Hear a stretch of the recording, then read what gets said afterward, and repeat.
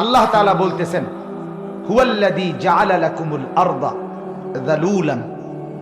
আল্লাহ তাআলা বলেন, তিনি আল্লাহ যিনি তোমাদের জন্য বানিয়েছেন জমিনকে, এই জমিনকে যালুলান, অনুগত, বাধ্য, বশীভূত। আল্লাহ তাআলা বলেন, এটা আমি তোমাদের জন্য বানিয়েছি। আমার বান্দা, তোমরা ভাবো, এই জমিনের দিকে তাকাও, প্রতিদিন একবার ভাবো, এই জমিন, এই মাটি আমি রব্বুল আলামিন তোমাদের জন্য বানিয়ে কি পরিমাণ তোমাদের অনুগত বানিয়ে দিয়েছি। তোমার জিন্দেগির চলাফেরা, তোমার জিন্দেগির দিবস রাত, হাসি কান্না, আনন্দ বেদনা, আহার নিদ্রার সবকিছু এই জমিনকে কেন্দ্র করে গড়ে উঠছে। তোমার জীবনের যত রিজিকের বক্ষণ সব এই জমিন থেকে উৎপন্ন হচ্ছে। তোমার জীবনের যত ঘর, বসত, বাসস্থান এই জমিনের মধ্যেই গড়ে উঠছে। তাহলে এই জমিনকে আমি আল্লাহ তাআলা, আমি তোমাদের বসবাসের উপযোগী, তোমাদের অনুগত আমি বানাই।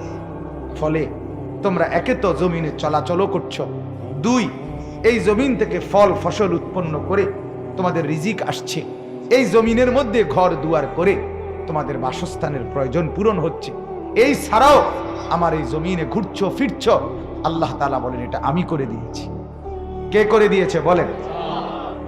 তাফসীরের মধ্যে লিখছে, আল্লাহ তাআলা যদি এই জমিনকে তরল পানির মতো বানাইতেন, তাহলে কি আমরা চলতে পারতাম?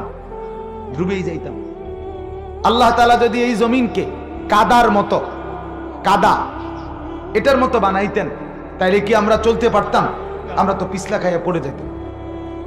এই জমিন যদি পাথরের মতো, লোহার মতো শক্ত হইতো, তাইলে আমরা আমাদের গাছপালা, বৃক্ষ, তরুলতা, ফল ফসল এগুলো উৎপন্ন করতে পারতাম? আমাদের গাছ, আমাদের ঘর দুয়ার এগুলো কাটতে পারতাম আমরা? খুঁটি না। আল্লাহ তাআলা যদি এই জমিনকে পানির উপরে ভাসমান, এই মাটি, এটা যদি আল্লাহ তাআলা, মাটি তো দিছে ঠিক আছে, কিন্তু এটা পাও দিলে নড়ে চড়ে পানির কারণে, এমন যদি হইতো, তাহলে আমরা স্থির হয়ে দাঁড়াইতে পারতাম?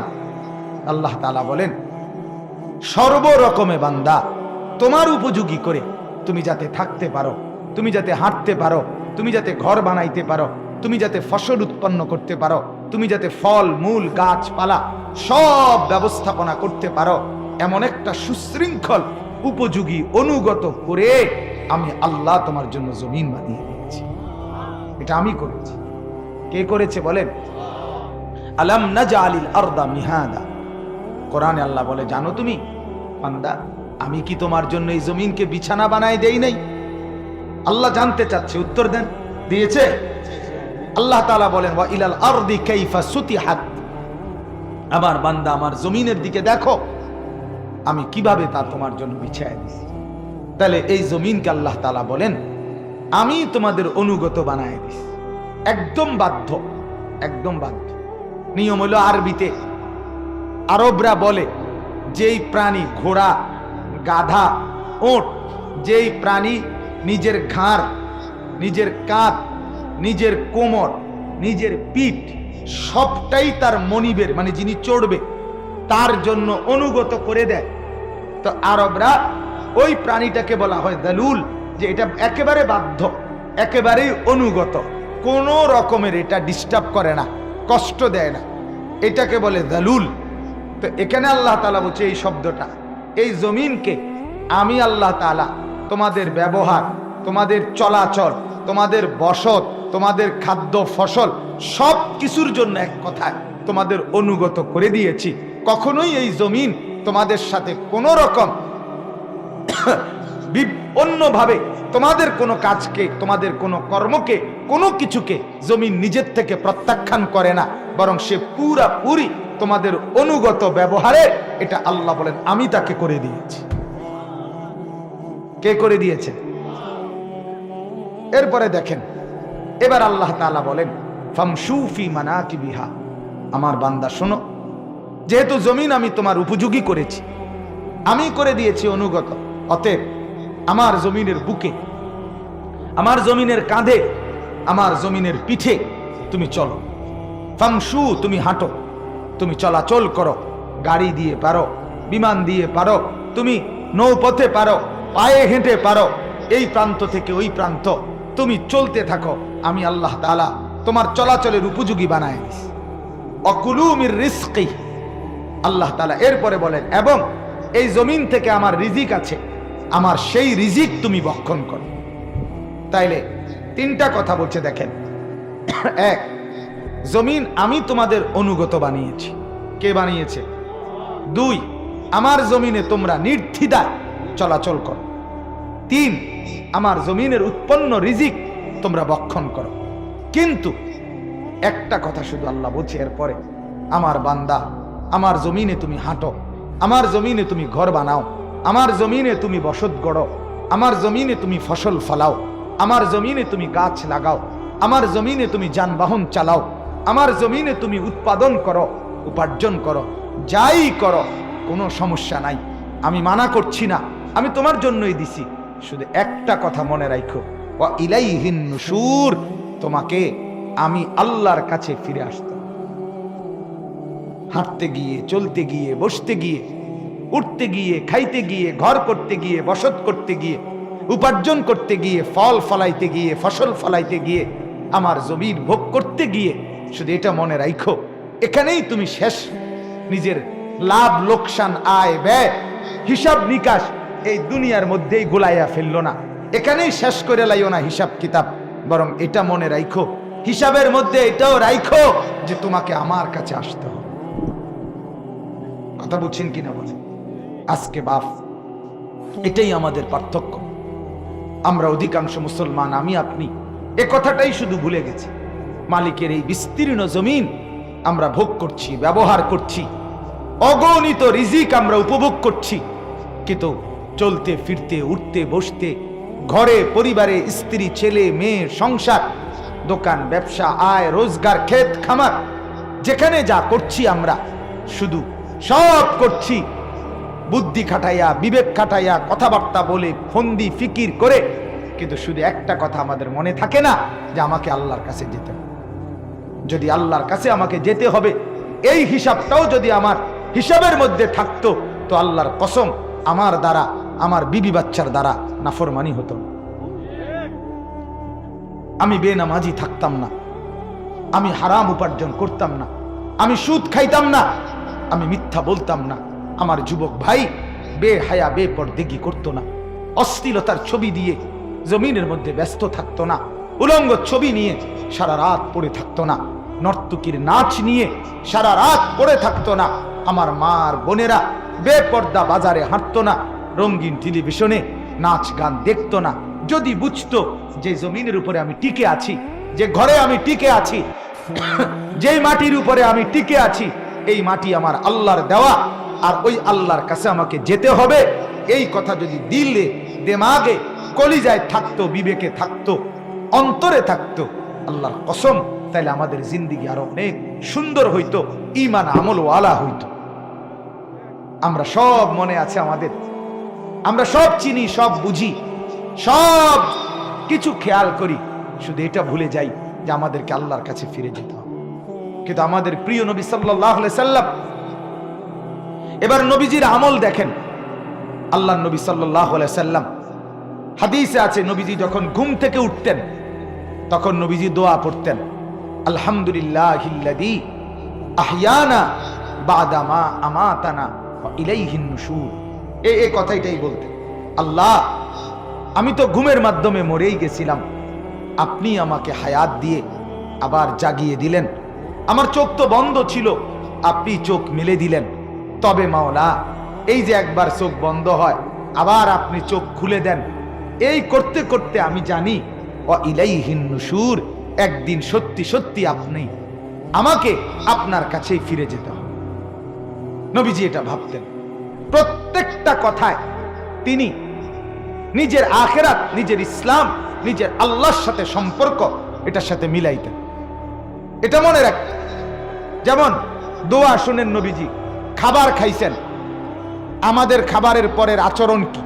খাবারের পরের আচরণ হইল, মাশাআল্লাহ বালা হয়েছে, খানাটা বালা হয়েছে, আর দিটা একটু কম হইলে ভালো হইতো, ঝোলটা একটু বাড়াইয়া দিলে ভালো হইতো, নুন হইছে, তবে একটু খেয়াল করে দিলে ভালো। এই হলো আমাদের মন্তব্য। কিন্তু আল্লাহ নবী সাল্লাল্লাহু আলাইহি সাল্লাম হাদিসের মধ্যে আছে, খাবার শেষে তিনি দোয়া করতেন, আলহামদুলিল্লাহিল্লাযী আত'আমানা ওয়া সাকানা। আল্লাহ আপনার প্রশংসা, আপনি খাওয়াইছেন, আপনি পান করাইছেন। শুধু খাওয়াইছেন আর পান করাইছেন দেখেন, এটাই না, ওয়া জাআলানা মিনাল মুসলিমিন, আমারে মুসলমানদের অন্তর্ভুক্ত বানাইছে। এই যে ফিকির, খানার সাথেও মনে রাখছে আমি মুসলমান, খানার সাথেও মনে রাখছে আমি আল্লাহর বান্দা, এটা খেয়াল রাখছে। নবীজি বাথরুমে ঢুকছে তো কি বলছে, কি বলছে? বিসমিল্লাহ আল্লাহুম্মা ইন্নী আউযু বিকা মিনাল খুবুসি ওয়াল খাবাইস। আল্লাহ আপনার নামে, আপনার নামে আপনার কাছে পানাহ চাচ্ছি সমস্ত দুষ্ট মন্দ জিন শয়তানের অনিষ্ট থেকে। তাইলে দেখেন, বাথরুমে যাচ্ছে, এই সামান্য কাজের ক্ষেত্রেও আল্লাহর নবী আল্লাহর সাথে সম্পর্ক জুড়ে এরপরে যাচ্ছে, মাওলা আমি আপনাকে ভুলি নাই, ঘুমানোর আগেও ভুলি নাই, ঘুম থেকে উঠেও ভুলি নাই, খাওয়ার আগেও ভুলি নাই, খাওয়ার পরেও ভুলি নাই, পান করার আগেও ভুলি নাই, পান করার শেষেও ভুলি নাই। প্রতিটা কদম কদম কদম কদম আল্লাহর নবী আল্লাহকে মনে রেখে রেখে জিন্দেগি কাটাইতেন। এই কথাটাই আল্লাহ বলছেন, বান্দা আমার জমিন ব্যবহার করো, আমার রিজিক ভোগ করো, আমার জমিনে চলাচল করো, আমার জমিন থেকে তুমি উপকৃত হও, তবে শুধু এটা মনে রাখো, ওয়া ইলাইহিন নুশুর, আমার কাছে তোমাকে ফিরতে হবে। কার কাছে বলেন না? অতএব বাপ, এটাই আমার বক্তব্য। আমিও ভাবি, আপনিও ভাবেন, ওদিকে তাকায়েন না ভাই। কারো যদি এ তো মালিকের, এটা দেখেন আল্লাহ তাআলার ইচ্ছা ছাড়া, আমিও প্রায় এটা বলি, কোন নারী কোন পুরুষ যখন পাগল হয়, আহা তো কি হয় সেটা, তার মাথাটা তো মাথাই থাকে, কিন্তু ভেতরে রব্বুল আলামিন কি করলেন যার কারণে আমার মতো আপনার মতো মাথা দেখতে, কিন্তু এরপরও আমরা তাকে পাগল বলি।